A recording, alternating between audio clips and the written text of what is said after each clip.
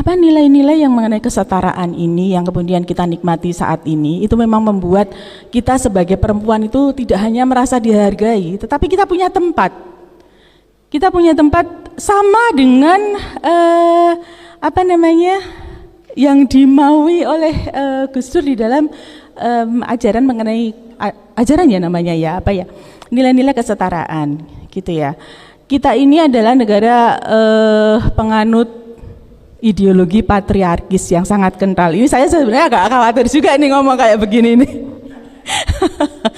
Ada bapak-bapak yang ini ya, ada mas-mas ini. Aduh, saya agak ngeri juga bicara mengenai patriarkis karena memang ideologi patriarkis itu kan sangat kental di masyarakat kita. Tetapi Gus Dur mendobrak itu. Karena apa? Jangan-jangan karena beliau ini di masa hidupnya dikelilingi oleh 5 perempuan di dalam kehidupannya itu ya. Bu Sinta dan putri-putrinya, jangan-jangan karena itu. Tetapi tidak, ketika itu diimplementasikan di dalam satu bentuk kebijakan, nuansanya, kemudian dampaknya, impactnya yang kita rasakan sekarang ini memang luar biasa. Kalau kita tarik nilai-nilai itu di dalam kehidupan kita sekarang gitu ya, tidak hanya kaum perempuan yang bisa beraktivitas di ranah publik sama seperti haknya dengan perempuan, tetapi lebih dari itu bahwa peran perempuan di dalam masyarakat ini ternyata semakin dibutuhkan. Dulu ketika pengambil kebijakan itu banyak dari kaum laki-laki, kebijakan publik itu banyak sekali yang perspektifnya laki-laki. Itu hal-hal sederhana, hal-hal kecil, hal-hal yang kelihatannya remeh-temeh itu sering terlewatkan. Contohnya apa? Contoh sederhana. Misalnya makan siang gratis. Kok jadi ke situ ya? Jangan-jangan saya ini dulu kemarin di Pilpres milih Pak Prabowo gitu ya. Jangan-jangan saya ini penyuka Gibran. Tidak. Tetapi saya belajar dari apa yang pernah saya alami ketika dekat dengan pemerintahan ya. Saya ikut aktif di kegiatan PKK.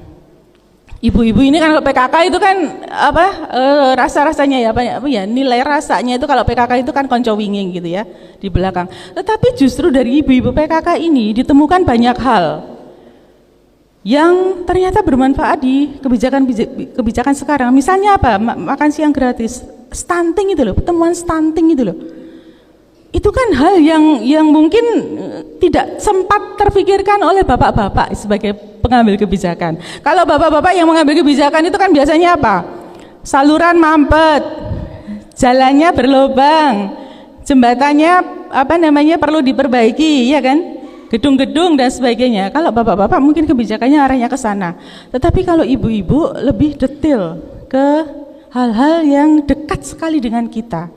Stunting, terus kemudian gizi buruk, anak-anak yang mungkin terlantar dan sebagainya. Apa itu yang implikasinya di era sekarang? Generasi kita adalah generasi yang perlu diperbaiki kualitasnya dari hal-hal yang kecil ini. Nah, ini adalah peran perempuan. Ini baru yang kecil-kecil dulu. Coba kita melihat kemudian di di sisi politik. Dari kebijakan afirmasi 30%. Sebetulnya saya termasuk yang tidak sepakat dengan kebijakan afirmasi. Nggak usah dikasih kebijakan afirmasi. Perempuan itu siap nggak sih bersaing dengan laki-laki? Siap, sangat siap. Hanya saja kembali lagi ke budaya patriarki, kalau perempuan terlibat di politik, bapak-bapaknya ikhlas enggak? Kadang-kadang ikhlas, kadang-kadang enggak gitu kan ya. Nanti kalau ibu-ibunya aktif di politik, nanti lah anaknya sing ngopeni sopo? Pak nanti yang masakkan siapa, yang bersih-bersih rumah siapa, akhirnya terbentur lagi itu. Tetapi kalau kita kembali kepada apa yang diajarkan, nilai-nilai yang diajarkan oleh Gus Dur, sebetulnya nilai-nilai kesetaraan itu juga bisa diterapkan di ranah keluarga seperti ini. Sehingga kemudian membebaskan perempuan untuk bisa aktif di ranah publik.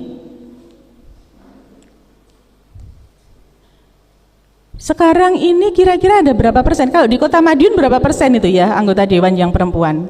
Sudah di atas 30 ya? Sudah di atas 30%. Ada yang mencatat mungkin berapa banyak? Sudah ada 30%. Saya tuh orang Madiun kok juga gak ngerti ya. Belum ya, belum. Nah, ini adalah menjadi tantangan bagi perempuan. Nanti karena ibu-ibu yang mungkin berminat di politik, tertarik di politik, ayolah kita mengisi lowongan-lowongan posisi di politik ini supaya nilai-nilai Gus Dur ya, nilai-nilai kesetaraan perempuan dan laki-laki ini menjadi tidak sia-sia. Itu di ranah politik. Di keluarga sudah ya tadi ya.